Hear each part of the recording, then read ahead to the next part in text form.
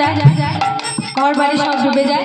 কিন্তু আজকে মহাপ্রভু যে বন্যা নিয়ে এসেছেন সেখানে কিন্তু কোনো জল নেই, সেখানে শুকনো, তথাপি ভক্তরা সেই নামের বন্যায় ভেসে যাচ্ছে। না সেটা কিসের বন্যা, না সেটা প্রেমের বন্যা, ভক্তির বন্যা। তাই কি বলছে, এমন বন্যা দেখি